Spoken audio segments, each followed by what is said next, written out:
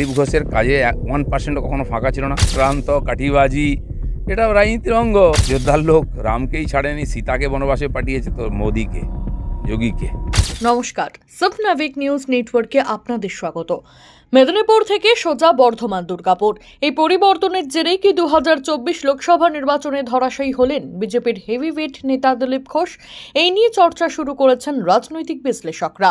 দলের দেখানো পথ অনুসরণ করলেও ফলাফল প্রকাশের পর এবার পরাজয় নিয়ে মুখ খুললেন দিলীপ ঘোষ। চক্রান্ত এবং কাঠিবাজি রাজনীতির অঙ্গ। এদিন সকালবেলা ইকো পার্কে প্রাতঃভ্রমণে এসে কথাই বললেন দিলীপ ঘোষ।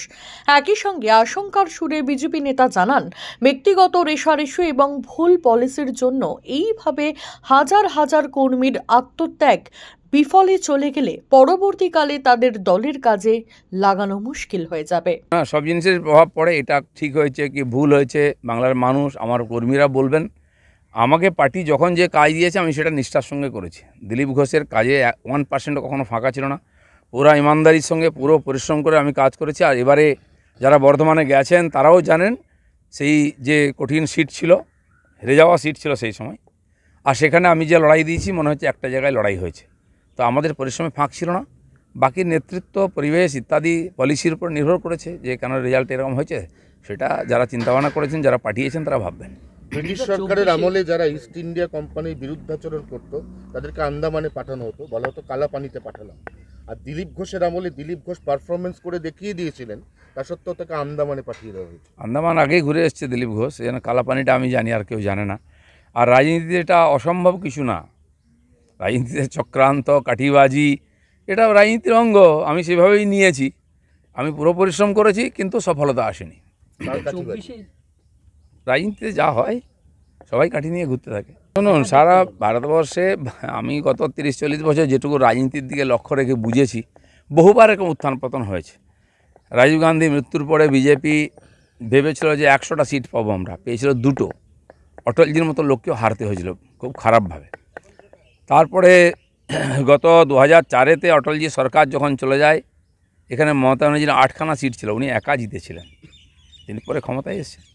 তো সেই জন্য আমার কর্মী যারা কাজ করতে এসছেন, এই ঘাত প্রতিঘাত উত্থান পতন থেকে আমাদের এগোতে হবে, জিততে হবে। হ্যাঁ, আমাদের ব্যক্তিগত রেষারেষি, ভুল বোঝাবুঝি, ভুল পলিসির জন্য এত হাজার হাজার কর্মীর পরিশ্রম যেন জল না হয়ে যায়, তাহলে পরবর্তীকালে তাদেরকে কাজে লাগানো খুব মুশকিল হয়ে যাবে। মানুষেরও পার্টির প্রতি আস্থা চলে যাবে নেতৃত্বের। এটা ভাবনা চিন্তা করা উচিত, এ নিয়ে অ্যানালাইসিস করা। নেগেটিভ হলে তো হয় মন খারাপ। গত পোস্টপল ভায়োলেন্সের পরে বহু কার্যকর্তা বসে গেছিলেন, কিন্তু পার্টির কথা ভেবে সমস্ত ভুলে গিয়ে বাড়িঘর ভাঙা, মার খাওয়া, কেস খাওয়া, জেলে যাওয়া সব ভুলে গিয়ে আবার লেগেছিল অনেকে। তারা কাল থেকে অনেকে ঘর ছাড়া। বর্ধমান পার্টি অফিসে 100-এর বেশি লোক কালকে এসে গেছে যে আবার সেরকম, কারণ তারা সেই পরিস্থিতিটার সম্মুখীন হয়েছিল, সেই ভয়টা মনের মধ্যে আছে। আমাকে থেকে তারা বেরিয়েছিল, বহু জায়গায় এরকম হয়েছে। সেই পরিস্থিতি না হয় তাহলে আবার পার্টি 3-4 বছর পিছিয়ে যাবে, 5 বছর পিছিয়ে যাবে। সেটা খেয়াল করা উচিত, পার্টির ভাবা উচিত যে কর্মীরা পার্টির নেতাদের উপরে ভরসা করে বেরোয়, তারা যেন সংকটের সময় সঙ্গে পায়, এটা দেখা উচিত। রামলালার মন্দির তৈরি করেও ফৈজাবাদে দাঁত ফোটাতে পারল না মোদি। এ নিয়ে প্রশ্ন করা হলে দিলীপ ঘোষ জানান, কেন এরকম হয়েছে এটা দেখা উচিত। রাম মন্দির আন্দোলন যখন শুরু হয় সেই সময়ও বিজেপি ওখানে জিততো না, সিপিআই জিতত, মিত্রসেন যাদব জিততেন। তো সেই সময় বিনয় কাটিয়ারকে নিয়ে আসে, তিনি আরএসএসের প্রচারক ছিলেন, সোজা তিনি আন্দোলনের মুখ ছিলেন, তাকে নিয়ে এসে জেতা হয়। তারপর থেকে আমরা জিতে এসেছি। কিন্তু রাম মন্দির নিয়ে এত বেশি আন্দোলন, রাম মন্দির বানিয়ে দেওয়া সব করার পরে কেন হেরেছি, আমার মনে হয় এটা একটা পৌরাণিক কারণও আছে।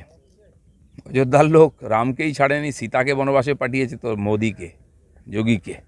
7 নিউজ কলকাতা ব্যুরো। সমস্ত খবরের আপডেট পেতে লাইক করে সাবস্ক্রাইব করুন সবনাবিক নিউজ। সেই সঙ্গে বেল বাটন প্রেস করতে ভুলবেন না। আপনাদের একটা সাবস্ক্রিপশন আমাদের জন্য অত্যন্ত মূল্যবান। জয় হিন্দ।